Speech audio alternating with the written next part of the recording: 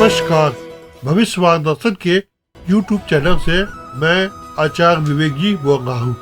भारतीय संस्कृति के मूल में बसे हैं संस्कार। वो संस्कार है बड़ों को प्रणाम करना या नमस्ते करना या उनके पैर छूकर आशीर्वाद लेना। ऐसा करना हमें बचपन से सिखाया जाता, लेकिन कुछ स्थितियाँ ऐसी होती है जहाँ पे हमें प्रणाम नहीं करने चाहिए। हमें चरण स्पर्श करने से बचना चाहिए। तो आइए हम बताते हैं कि वह कौन कौन से समय है जिस समय हमें किसी का पैर नहीं छूना चाहिए या पैर छूकर प्रणाम नहीं करना चाहिए। अगर कोई व्यक्ति आपको मंदिर में मिल जाता है तो मंदिर के अंदर आप उनका पैर न छुए। अगर आप उनका पैर छूते हो तो इसका मतलब है कि आप उसका स्थान भगवान के स्थान से ऊंचा देते हैं, माने उसकी दर्जा भगवान की दर्जा से ज्यादा है। और इससे क्या होता है कि देव प्रतिमा है उसका अपमान होता है। इसलिए मंदिर में भी किसी व्यक्ति की पैर नहीं छूनी चाहिए। शास्त्रों में और देखे तो मामा भांजे की बात है तो भांजे को मामा का पैर कभी नहीं छूना चाहिए। क्यों? अगर हम देखते हैं कि कृष्ण जो है सो अपने मामा कंस को मारकर इस पृथ्वी के भाग का उद्धार किया था।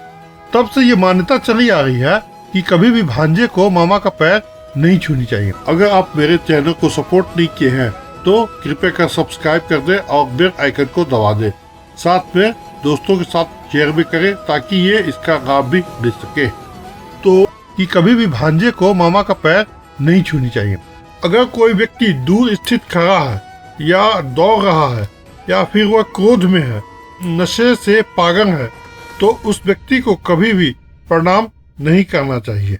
दूसरी बात है कि स्त्रियों को कभी भी साष्टांग प्रणाम नहीं करना चाहिए। साष्टांग प्रणाम करना वर्जित, उसे हमेशा बैठकर ही प्रणाम करना चाहिए।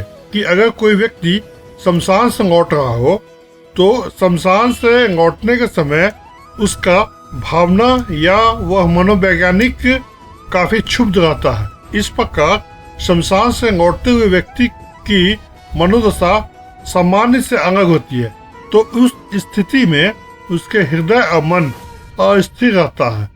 जब मन अस्थिर रहेगा ऐसे में वह खुश होकर आशीर्वाद नहीं दे सकता है, क्योंकि उस समय उसका जो मन होता है वह सांसारिक मोह से भंग हो चुका होता, तो उस समय उसे प्रणाम नहीं करना चाहिए। अगर वह प्रणाम करते हो आशीर्वाद वह मन से नहीं दे पाएगा। और ये भी बताया गया है कि जो व्यक्ति लेटा हुआ हो या सोया हुआ हो तो उसके पैर नहीं छूना चाहिए। सिर्फ मरे हुए व्यक्ति जो होते हैं यानी मृतक व्यक्ति, उनके ही पैर छुए जाते हैं। लेटे हुए व्यक्ति को पैर कभी नहीं छुए जाते हैं, उनका पैर छूना वर्जित माना गया है। अगर कोई व्यक्ति शौच की अवस्था में है या अशुद्ध की स्थिति में है तो उस स्थिति में भी उसकी पैर नहीं छूना चाहिए।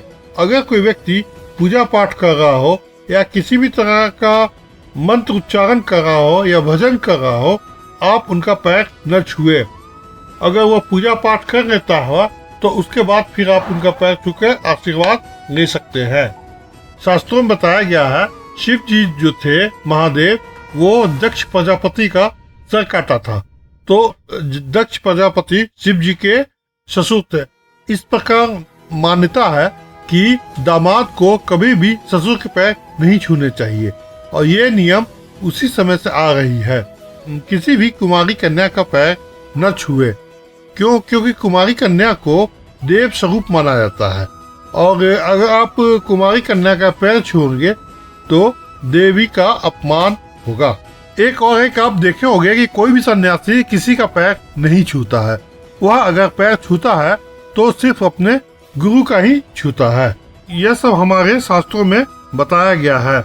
इन सब अवस्थाओं में आपको थोड़ा सतर्क या सजग रहना पड़ेगा। अगर आप मेरे वीडियो को सब्सक्राइब नहीं किए हैं तो सब्सक्राइब करने, लाइक करें और बेल आइकन को दबा दें और साथ में ये जानकारी आप दोस्तों के साथ शेयर करें। धन्यवाद। ओम नमो शिवाय।